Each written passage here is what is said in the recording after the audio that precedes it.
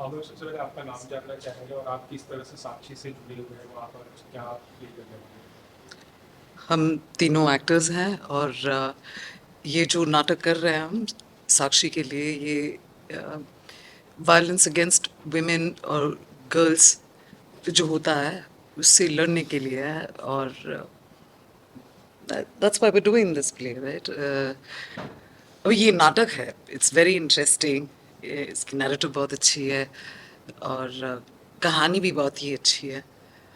एक बहुत इम्पोर्टेंट चीज़ जो हमें लगता है कि हम बहुत आगे बढ़ गए हैं, दुनिया भी बहुत आगे बढ़ गए हैं, पर कई सारे चीज़ें हैं जिसके बारे में हम बात नहीं करते हैं। I mean, even illiterate people find it very difficult to talk about it. और हमें लगता है कि इसके बारे में बात करनी बहुत ज़रूरी है, नहीं तो हमारी अगली पीढ़ी जो है, ख़ास तौर पर लड़कियों पर ये चीज़ चलता रहेगा। तो हमने इसीलिए इस नाटक के साथ जुड़े हैं, इसीलिए साक्षी के साथ जुड़े हैं, and they have been generally doing wonderful work, and I'm very happy that Smita as a director has taken up issues which people don't talk about. नाटक तो हम करते ही रहते हैं, एज एन एक्टर हम लोग हर जगह करते रहते हैं, पर ये जो इश्यूज है इसके बारे में बहुत कम जगह पे है, हमने देखा कि बातें होती है। मतलब नाटक ज्यादा इम्पोर्टेंट हो जाते हैं rather than the topic itself. हाँ, जैसे कि जितनी सारी इश्यूज के बारे में हमने बात करी है और स्मिता जी ने जिस तरीके से नाटक को लिखा है, काफी सारी जो अत्याचार होते हैं औरतों के प्रति उस उनको दिमाग में रखते हुए, लेकिन ये भी पता है कि ये हर स्तर की औरतों के साथ ये सब होता है। तो जिस तरह से उनको उसको लिखा गया है और जिस तरह से हम सारे एक्टर्स ने उन्होंने जिस तरीके से हमको इस इनिशिएट किया इस पूरे प्रोसेस में, वो काफ़ी ऐसा लगता है कि वी वर क्वाइट प्रिविलेज्ड कि हमें मौका मिला एज एक्टर्स टू इस दुनिया में कदम रखने का, इतने करीब से हर चीज़ को महसूस करने का।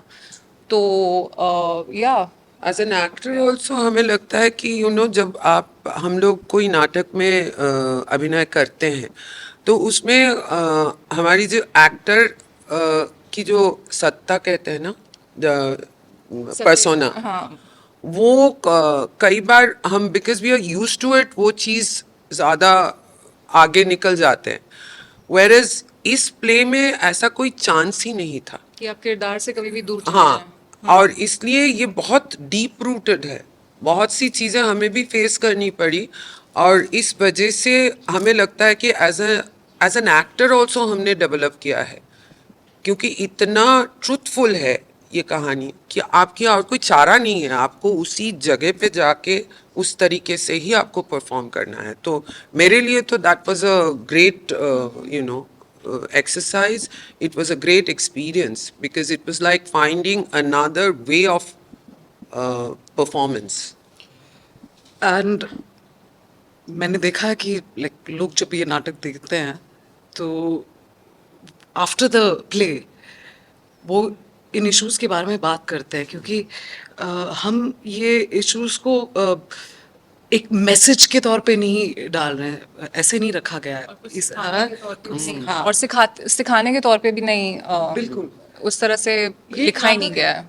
और इसमें असली कैरेक्टर्स हैं, किरदार हैं, और आप उन किरदारों में लाइक आप गुम हो जाते हो और फिर आपको लगता है कि हाँ ये सब होता है हमारे साथ और हमने देखा है ये सब हमारी फैमिलीज में, और फिर आप इन चीज़ों के बारे में डिस्कस करते हो शो के बाद। और ये मेरे लिए तो बहुत ही ज़रूरी है ये कि बहुत जरूरी है। ये एक नाटक जो आप करें लोग उसके बारे में बात करें, ये नहीं कि परफॉर्मेंस ऐसी थी परफॉर्मेंस वैसी थी, वो हमें अच्छा लगता है, हम एक्टर्स ही हैं, पर पर ये सिर्फ कहानी परफॉर्मेंस के लिए कहानी परफॉर्मेंस, बहुत ही हाँ, इम्पोर्टेंट है इसमें, और बहुत ही कहानी को लेक सब कुछ मुद्दा नाटक जो में है। हमेशा कहानी के सब इर्द गिर्द ही होता है सब कुछ। लेकिन यहाँ पर कहानी क्योंकि ऑडियंस के भी इतनी करीब है, तो कभी कभी लगता है कि हम मतलब हमें लगता एक है से कि हो गए हैं। हाँ, सिर्फ वही नहीं, ये मुद्दा जो है, ये मुद्दा कहीं ना कहीं कभी ना कभी लोगों ने फेस किया है, पर उसके बारे में हम बात नहीं करते हैं। मतलब अगर कोई भी औरत को आप ये बात पूछिए, और अगर आप उसको आराम से पकड़ के पूछेंगे तो हर एक की जिंदगी में ऐसे कुछ ना कुछ है जो हो चुका है, पर क्योंकि हमारे समाज अलाउ नहीं करते हैं, वो एक दायरे में रहते हैं, वो कभी इसके बारे में बात नहीं कर पाते हैं, अपनों से भी बात नहीं किया जाता है। तो इस वजह से ये कहानी सिर्फ नाटक के तौर पे हम लोग नहीं दिखाना चाहते हैं। एक बहुत इम्पॉर्टेंट एस्पेक्ट ये है कि ये देखने के बाद लोग जाके बातें करें। ये नहीं कि नाटक देखा हम भूल गए। जनरली जो होता है ना, आप नाटक देखते हैं, बहुत बढ़िया नाटक था, अच्छा लगा, भूल गए। पर ये जो मुद्दा उठाया गया है वो हम लोगों को भूलने नहीं देना चाहते हैं, ताकि वो अपने अगले पीढ़ी या अपने ज़िंदगी में जो भी औरतें आ रहे हैं उनको ये जगह दे, उनसे बातें करे। इसी वजह से ये नाटक है। कई बार it is very hard hitting, कई बार चीज़ें जिस तरीके से बोला जाता है यहाँ पर, वो लोग यूज टू नहीं है। पर सबसे बड़ी बात है, हमने पहले भी जो शोज किए हैं उसके बारे में लोग नहीं बात कर रहे हैं कि नहीं, it was very hard hitting, या ऐसे थोड़ी ना आप लोगों के सामने बोलेंगे। पर आई थिंक इस नाटक का सबसे बड़ा प्लस पॉइंट यही है कि, and as Shruti said, we feel very privileged कि हमें वो जगह मिला है जहाँ पे हम खुल के ये बातें कर सकते हैं। और स्मिता जी ने इस पूरे नाटक को काफी ग्रे को दिमाग में रखते हुए रखा है, बिल्कुल भी ब्लैक एंड व्हाइट, यस नहीं है। यस नो, राइट रॉन्ग नहीं है। Yeah, and it is not even anti-men or anything. At all. It is At all. a play that looks at the issue holistically. एक ऊपर से देखा है ये तो हाँ, एक ऑब्जेक्टिव व्यू है, क्योंकि कोई भी सच्चाई सिर्फ ये ठीक गलत नहीं होता है, उसके बीच की जो ग्रे एरियाज है, और ख़ास तौर पे जब हम इंसानों से रिलेटेड कोई भी चीज़ें बात कर रहे हैं, तो ये कभी नहीं होता है कि ये बुरा है ये भला है। हर चीज़ का दो तीन पहलू होते हैं, तो वो चीज़ बहुत खूबसूरती से पकड़ा गया है। Thank you so much. Thank you.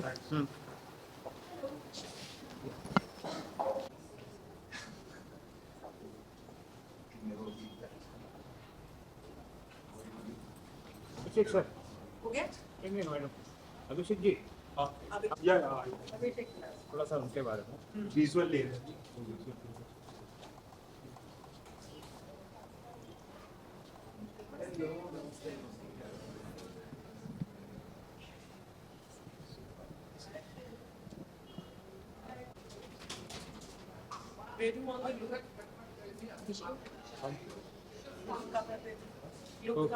Look क्या नहीं पता नहीं, अभी 5 नहीं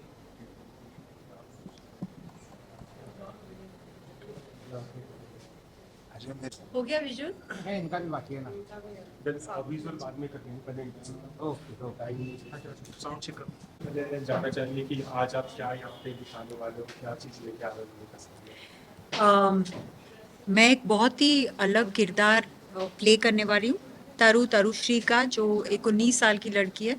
और ये बहुत ही खूबसूरत लिखा हुआ और बहुत ही अच्छा प्ले है स्मिता भारती जी का।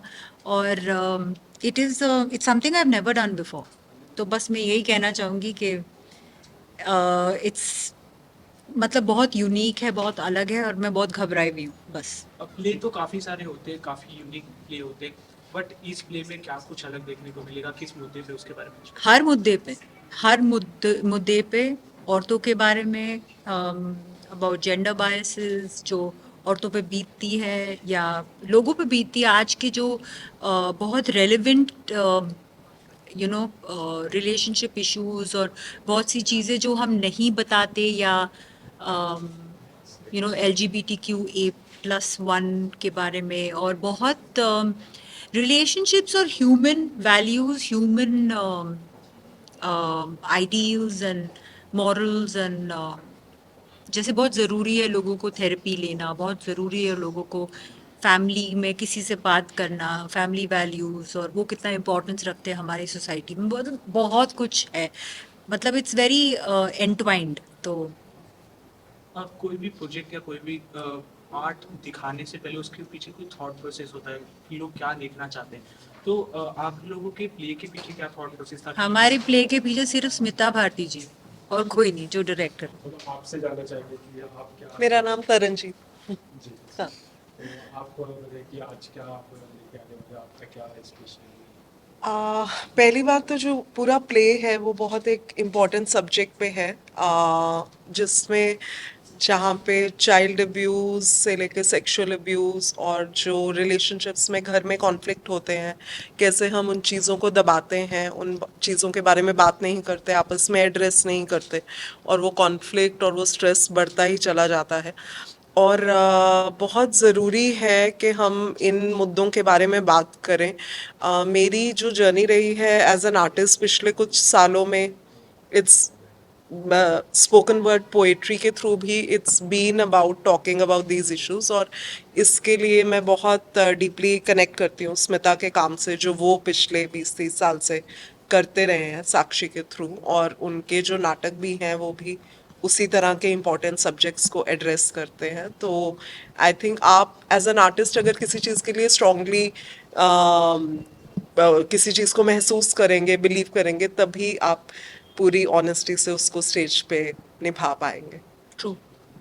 You want to add something? महिमा। मैं बस इन्होंने जो बोला वही चीज़ है कि बोलना बहुत ज़रूरी है। तो इस प्ले में सबसे अच्छी बात ये है कि ऐसा नहीं है कि सिर्फ फीमेल्स ही बोलें, मेल के पास भी बहुत कुछ ऐसा होता है जो वो लोगों से एक्सप्रेस नहीं कर पाते हैं। तो इस प्ले की सबसे अच्छी खासियत ये भी है कि वो सिर्फ एक मुद्दे पर नहीं, वो सारे मुद्दों पर बात करता है।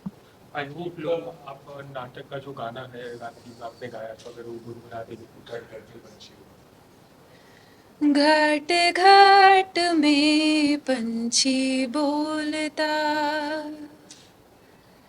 घाट घाट में पंछी बोलता। Thank you. Thank you so much. Thank you. Thank you. Everyone, क्या कुछ कहना चाहोगे प्ले के बारे में, कितने एक्साइटेड उसके बारे में कुछ बताइए। Very excited, and I'm slightly uncomfortable because my parents are coming. And as everybody must have mentioned, play is about the silent voices जिसको हम address नहीं करते। जी।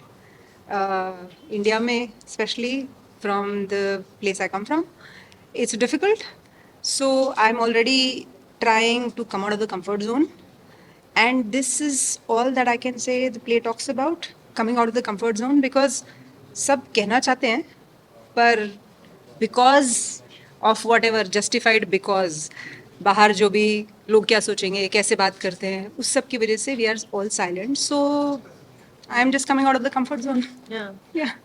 एंड सबसे अच्छी बात यह है कि हम लोग बहुत थैंकफुल हैं साक्षी के और स्मिता के कि हमें इसका पार्ट बनाया गया, और जिसमें हम सिर्फ लेडीज़ की बात नहीं बोल रहे हैं, और जिसने भी जो भी जैसे जेंट्स की भी बात बोल रहे हैं कि हमें दोष नहीं देना है, किसी को ब्लेम नहीं करना है। सो ब्लेम उसके पीछे रीज़न क्या है, वो जो उनकी लिखावट है, वो जो लिखा है उन्होंने प्ले में, तो सबसे बड़ी बात यही है कि तो अगर बोलने वाले हैं तो सुनने वाले भी उतने ही वो होने चाहिए, क्योंकि सुनता कोई नहीं है, सिर्फ बोलते हैं।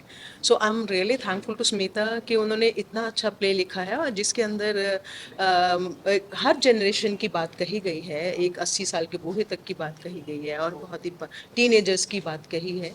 और मुझे लगता है कि इस तरह के जो प्लेज हैं होने चाहिए। थिएटर फॉर चेंज, बहुत सालों से थिएटर किया है, लेकिन वो जो चेंज के लिए है चीज़ें हैं, वो करके बहुत मज़ा आया, and we are really thankful.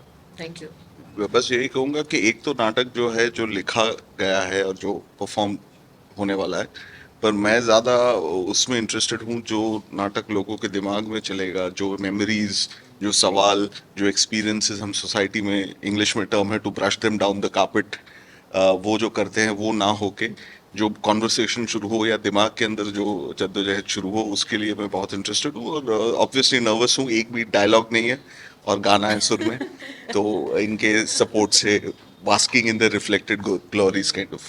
Ed, did you want to say something for the audience viewers? Let's face it, there's not been denial. high time we talk about it. या वेरी ट्रू थैंक यू अच्छा है carpet के नीचे Thank you. छुप जाना सब जगह it's easy सामने फेस करना it's difficult Yeah. Thank you Smita ma'am, सबसे पहले आपसे जाना है कि ये साक्षी की नींव कहाँ से पड़ी, किस तरह से इसकी शुरुआत हुई और कितना मेहनत किया आपने इसको यहाँ तक पहुँचाने के 30 साल से मेहनत कर रहे हैं 1992 में शुरू किया था साक्षी, और साक्षी शुरू ही हुआ था जेंडर बेस्ड वायलेंस को एड्रेस करने के लिए। साक्षी शुरू ही हुआ था सेक्सुअल वायलेंस के साइकिल को इंटरप्ट करने के लिए। लेकिन उसकी शुरुआत सिर्फ ये नहीं थी कि अच्छा जो नुकसान हो रहा है उसको कैसे रोके, हमारा काम पूरा फोकस रहे कि प्रिवेंट कैसे करें, उस काम को होने से कैसे रोके। होने के बाद तो क्या करना है वो देखते हैं, लेकिन होने से ही कैसे रोके। तो शुरू से हमारा जो काम रहा है वो प्रिवेंशन पे रहा है फोकस्ड, और हमने इसके लिए कानून, पब्लिक इंटरेस्ट लिटिगेशंस करे हैं, कानून बनवाए हैं, जजेस के साथ काम किया है, supreme court, high court, district court के जजेस के साथ में 5 कंट्रीज़ में और रीजन के, और इस समय हम मिनिस्ट्री ऑफ यूथ अफेयर्स के साथ में पार्टनरशिप पे 40,000 कॉलेजेस, 40 लाख स्टूडेंट्स के लिए एक मुहिम हमने चलाई है कि हम सारे ये जो आने वाली पीढ़ी है ये कैसे पहचाने और कैसे स्किल बिल्ड हो जाए कि हम जेंडर बेस्ड वायलेंस को होने से पहले ही रोक दें। तो अपनी ज़ाती ज़िंदगी, निजी ज़िंदगी, एवरीडे लाइफ में हम कैसे माइक्रो एग्रेशंस पहचान पाएँ और इक्वालिटी के एक्शंस को किस तरह से हम लागू कर पाएँ। हम लोग साक्षी नाम का एक एनजीओ भी चलाते हैं, तो उस एनजीओ के बारे में भी बताना चाहते हो, क्या काम कर रहे हैं उसके लिए? हाँ, यही साक्षी एनजीओ के बारे में मैंने बताया आपको कि हम यही मैंने जवाब जो भी थे। आज क्या देखने वाले हैं हम लोग, आज यहाँ पे? आज हम एक नाटक देख रहे हैं, घट-घट में पंछी बोलता है, और इस नाटक में 2 परिवारों के किरदार आपस में जुड़कर एक रात को उनके जो सोच है, एक हादसा हुआ उनके ज़िंदगी में कई साल पहले, दफन कर दिया गया। किसी ने उसके बारे में, सबको पता था लेकिन किसी ने उसके बारे में बात नहीं करी, किसी ने माना भी नहीं कि ऐसा कुछ हुआ था या हो रहा है। और फिर कल रात की बात है, जैसे आज का दिन है तो कल रात की बात पे ये जैसे बम फटता है ना, प्रेशर कुकर फटता है, ऐसे ये बात निकल के बाहर आई, विस्फोटक, और सारे जनों को फोर्स किया ये समझने के लिए, सुनने के लिए कि हाँ ये हम अब छुप नहीं सकते, हमें इसका सामना करना पड़ेगा, हमको इसके साथ में जूझना पड़ेगा।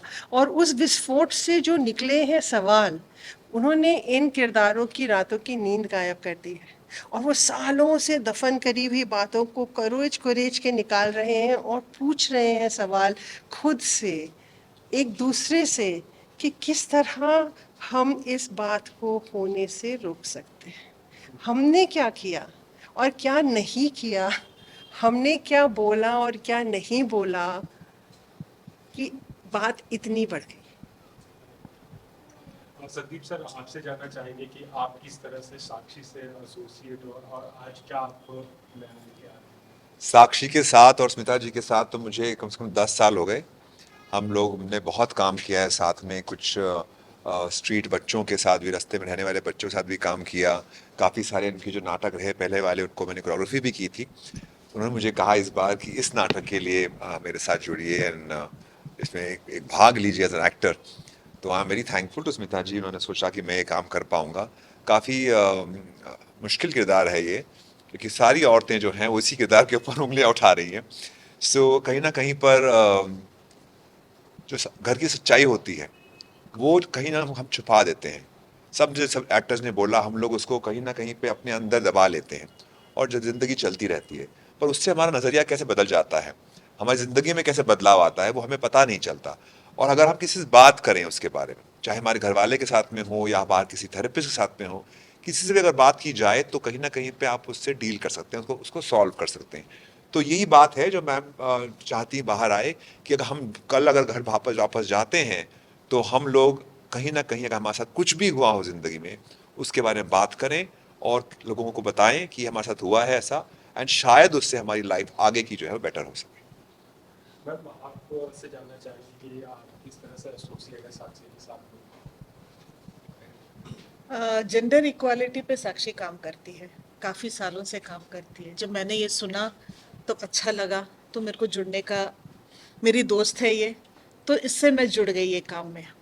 तो सबसे पहले काम मैंने चालू किया था ये जो अभी बोला था द रक्षण प्रोजेक्ट के बारे में, जो स्मिता जी ने बोला था आपको, ये बच्चों के साथ यूथ 18 से 22 साल बच्चों के साथ हम लोग पूरे इंडिया भर, भारतवर्ष में सबसे बात करते हैं कि भाई ये ऐसा हो सकता है, इसको देखिए, जानो, पहचानो और इसको हम रोकेंगे।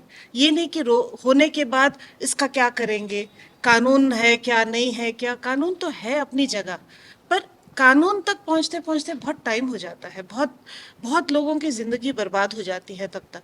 तो उससे पहले हम कैसे इसे रोकें, इसके बारे में हम काम करेंगे।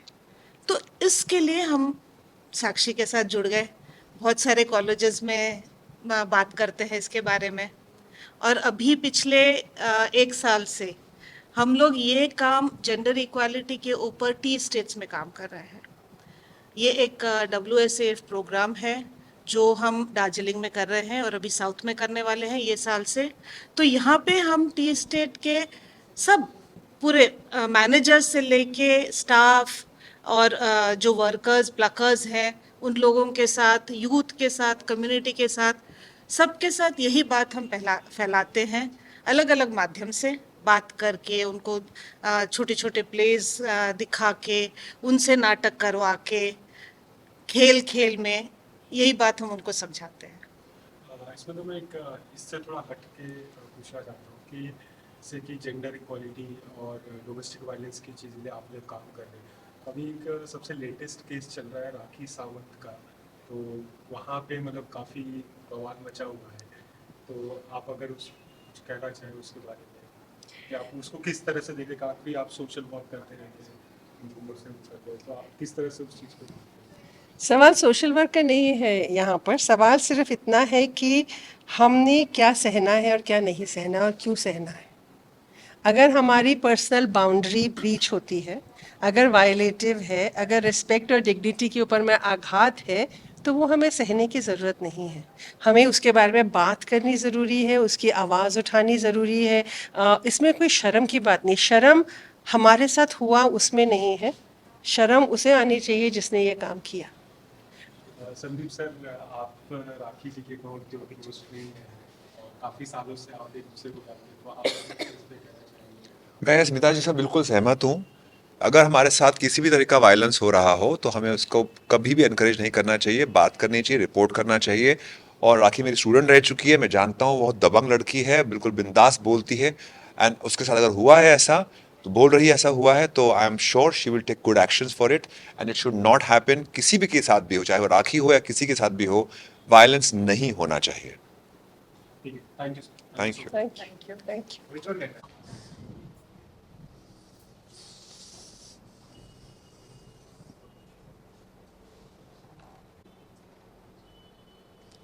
ढीला कर देना।